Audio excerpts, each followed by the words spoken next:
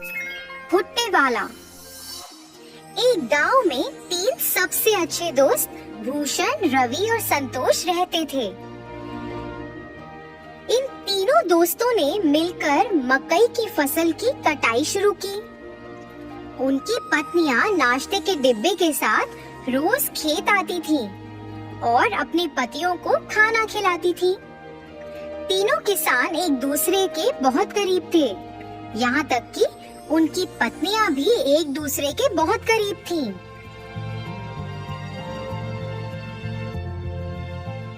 तीनों ने बहुत मेहनत की और बदले में उन्हें बहुत अच्छी फसल मिली। इसके साथ वे गांव के बाजार में मकई बेचने लगे।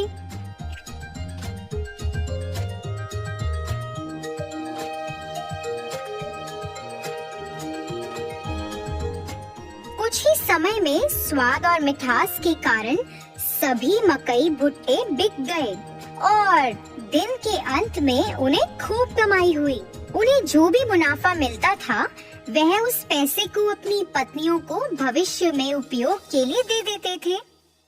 उन 3 दोस्तों के लिए फसल काटना, खेत में देखभाल करना। तीनों किसान अपनी दिनचर्या में व्यस्त हो गए। उनकी पत्नियां अपने दैनिक घरेलू कामों को पूरा करती थीं और एक साथ एक जगह बैठकर फिर गपशप करती थीं। फिर एक दिन रवि और संतोष की पत्नी आपस में बैठकर बातें कर रहे थे। फिर भूषण की पत्नी अपने गले में एक बहुत लंबी सोने की माला पहनकर आश्चर्यजनक तरीके से उनके पास आई। अन्य 2 महिलाएं उस लंबी सोने की माला को देखकर आकर्षित हुईं और वो भी वैसी माला खरीदना चाहती थीं।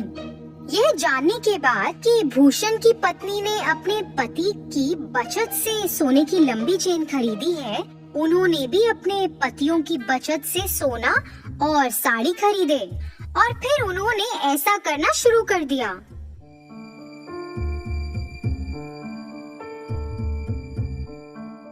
पतियों ने अपनी पत्नियों को सोने की माला और महंगी साड़ी पहने देखा और उनसे इसके बारे में पूछा।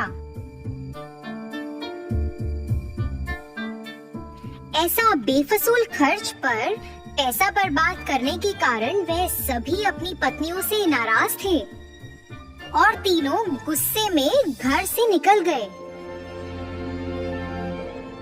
और सीधे खेत में आ गए। तीनों ने इस पर चर्चा की। वह उन्हें सबक सिखाना चाहते थे। उन्हें ऐसा लगा कि अगर वह अब सही निर्णय नहीं लेंगे तो भविष्य में नुकसान उठाना पड़ सकता है। इसलिए वे एक विचार लेकर आए जो इस मामले में उनकी मदद कर सकता था।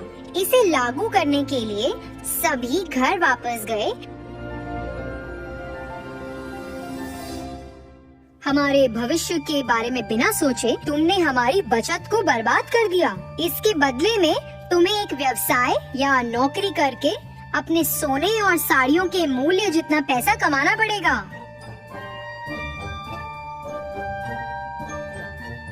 तुम तीनों आपस में फैसला करो कि इतनी बड़ी रकम कैसे कमाओगे और हमें अपना अंतिम फैसला सुनाओ।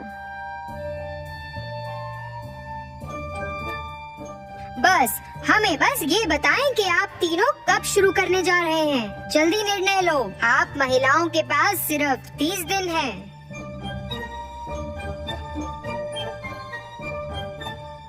तीनों अपनी पत्नियों को समझाकर घर से निकले।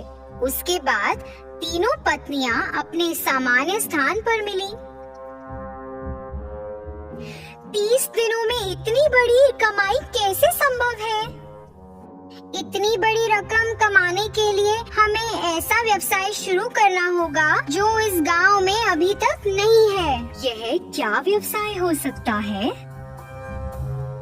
तीनों ने खूब चर्चा की।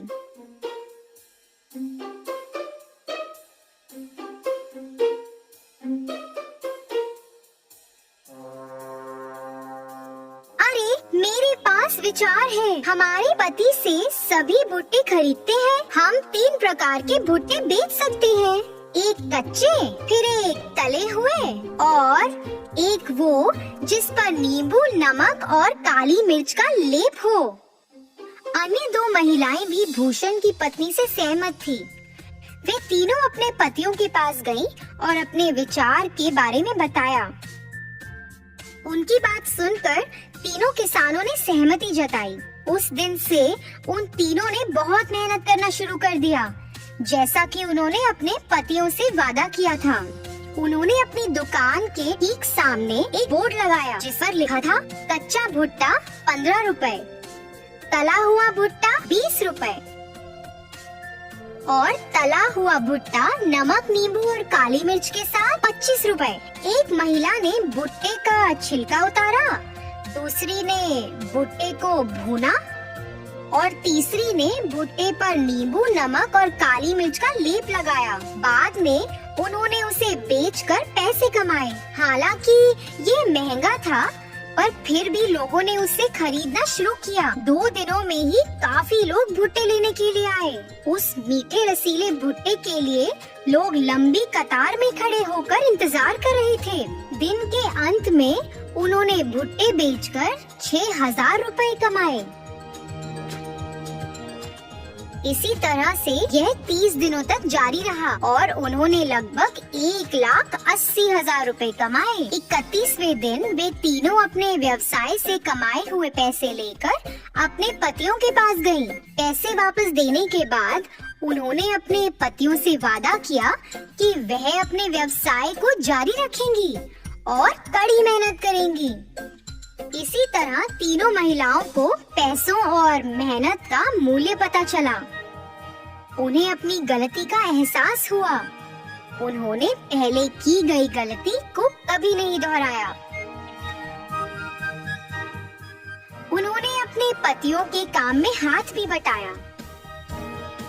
बहुत सारी कमाई के साथ वे नाम और प्रसिद्धि के साथ खुशी से रहते थे।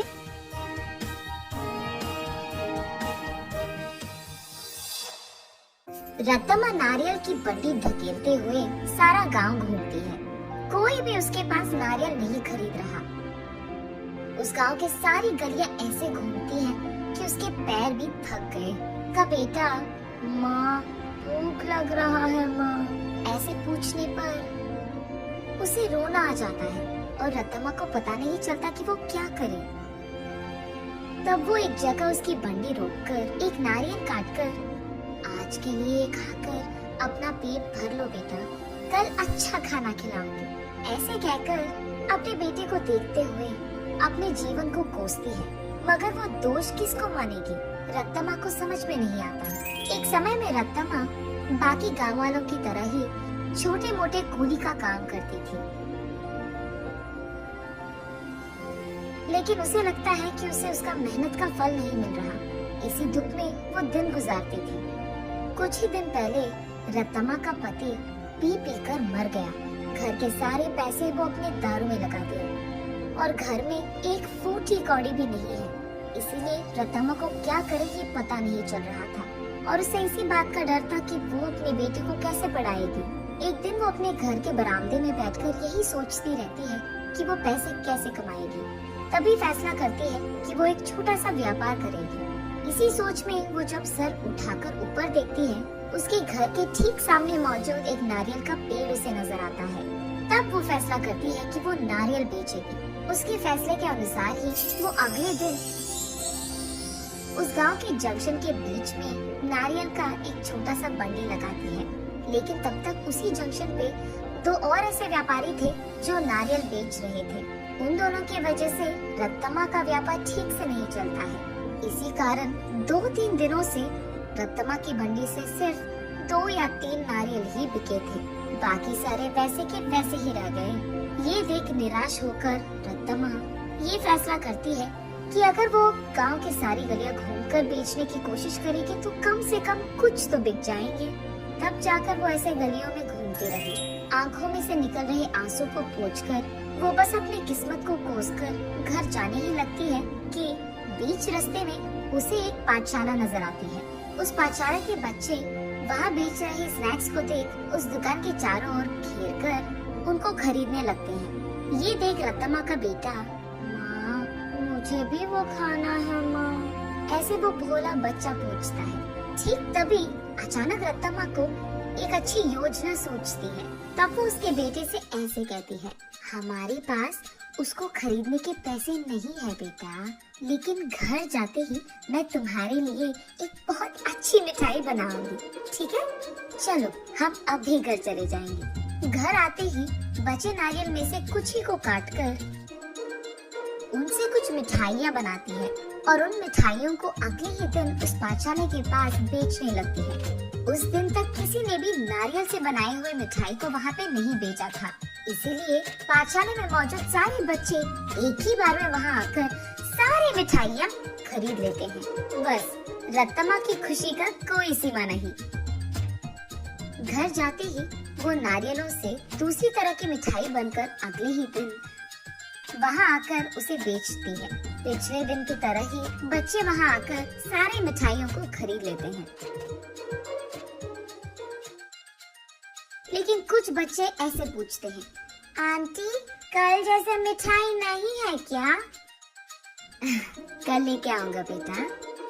ये कहकर घर पहुँचते ही अगले दिन के लिए नारियल से ही 2-3 प्रकार की मिठाइयाँ बनाती है। तीसरे दिन भी सारी मिठाइयाँ बिक जाती है।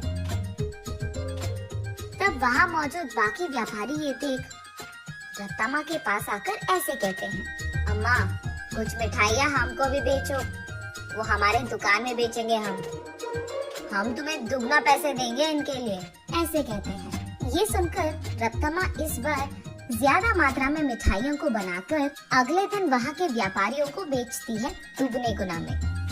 बचे सारे पाठशाला के बच्चों को हमेशा की तरह बेचती है।